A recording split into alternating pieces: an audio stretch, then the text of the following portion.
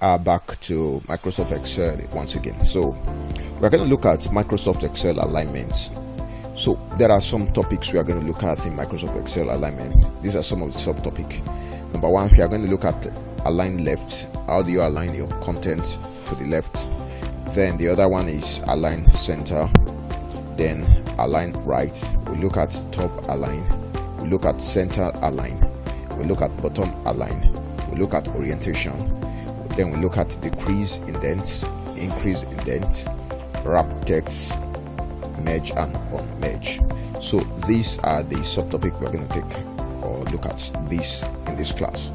So let's get started. So the first one is align left. So we're going to look at align left.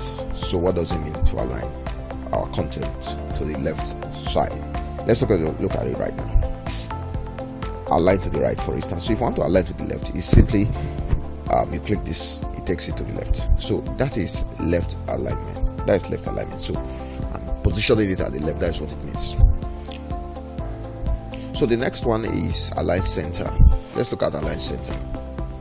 So when you say align center, you consider they are already aligned to the left. All of them by default is aligned to the left. So when you click the center here, so you click it, centralize it right now. Whichever one is selected, the cell that is active cell or selected cell, so it's aligned. If you want to align all of them, just select all of them. You can just select all of them and then centralize it. So that is align center. So the next one is align right. I think I did that. So when we say align right, we're talking about at the right hand side of your workspace or your cell. So you click this one, so it's aligned to the right. Okay, so that's aligned to the right. So the next one is top align. So in our cell there are some space up, so we're going to look at that right now. So for instance, you have something like this, there's a kind of space around it or at the top aspect of it.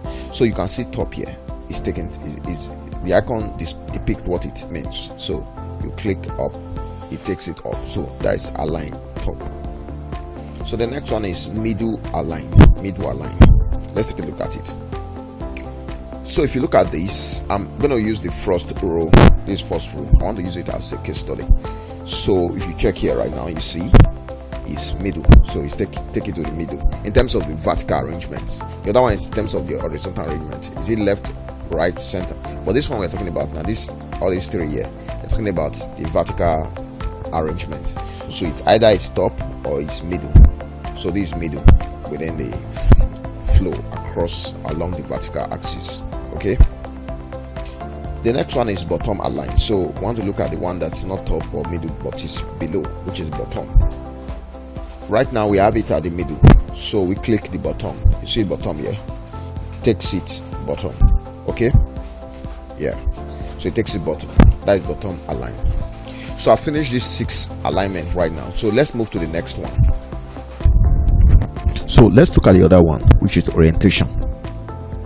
So let's take a look at what orientation is and how you can implement orientation in Microsoft Excel.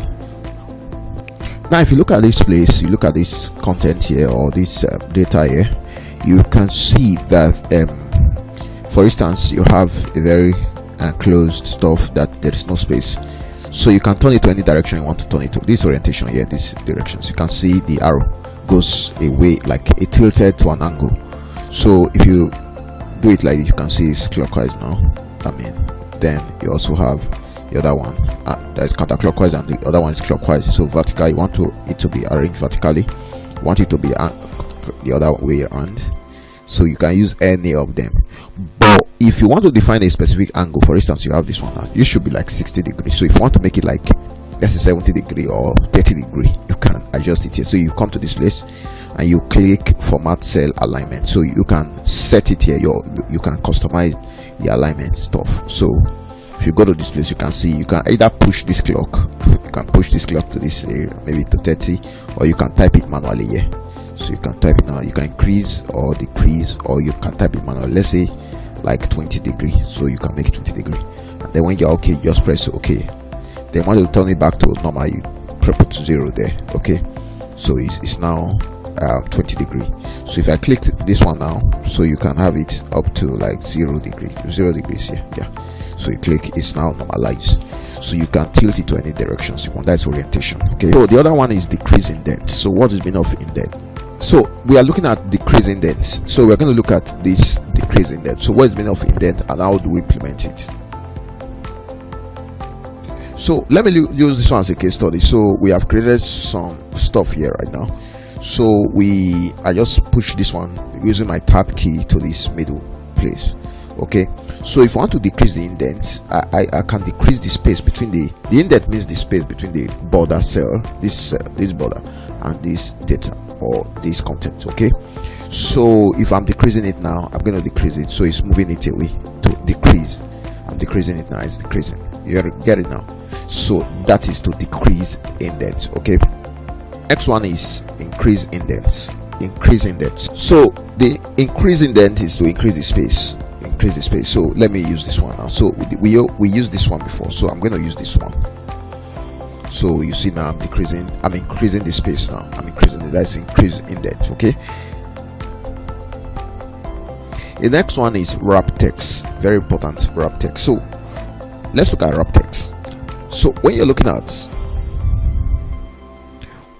wrap text, so this wrap text, so wrap text is simply automatically you are trying to, if there's no space again, while you are typing your content, so it automatically come to the next line. So that is wrap text.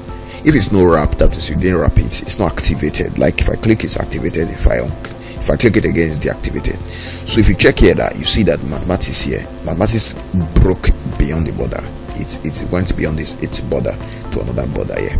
So we don't want such a thing to happen. So we could wrap the text, like if I want to type a statement, let me type a statement here. I am going to school. I'm going to school. You can see now, so it broke beyond the border. So yeah, I don't want it like this. So I want to click wrap text. I'll activate it now. So if I click it, you see now it has helped me to also, automatically arrange it and skews it inside that cell. So, and I shall be coming. Let me just type, and I shall be coming. You see now, it's already trying to skew everything there. If you expand the height, you see that it's skewing it. It's not breaking beyond the border anymore. Okay, so that is wrap text. So the last one is merge and unmerge. Let's look at merge and unmerge. Merge and unmerge, you're talking about cells. I could decide to merge the cells together, for instance, these cells. So what I do, I just select it, I could merge it. So merge and center. Merge and center is the first options there. You also have merge across, merge cells, like that. You can try this on your own. But the first one that is most important in the merge and center is you are merging the cells, and whatever content you want to type, you want to make sure that it's centralized or it's located at the center. It starts typing from center, because it could be a caption, it could be a subject or subheading. So that's why it's merge and center by default. So if you click merge and center now, you see first of all, I've selected the various cells that should be affected. So if I start typing now, you can see it's starting from center now. Let me just say Google my business. Let me just Google my business. Google my business. So so if you look at it now, so I've merged and center it. So the other one is merge across. So you merge across, it doesn't consider the center. Merge cells to most perform the same thing. So you can just try them on your own. So we have the other one on merge. On merge, you have to return it back to what it was before it was merged. That is on merge. So if I click it, it's on merge now. So if I say merge and center, is merged. So you can see that use case. Let's look at use case. For instance, let me just create a cell. Let me create a row be above it. So I could merge here. I could merge here. For instance, I could centralize it. I can say data analysis. Let me just say analysis courses. So data analysis courses. So you can see that this is a title. So I can bold it, as I've taught you bold.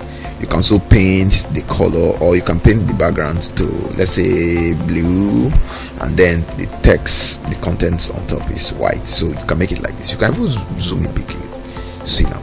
So you can give a caption, or you can give a title to your worksheet.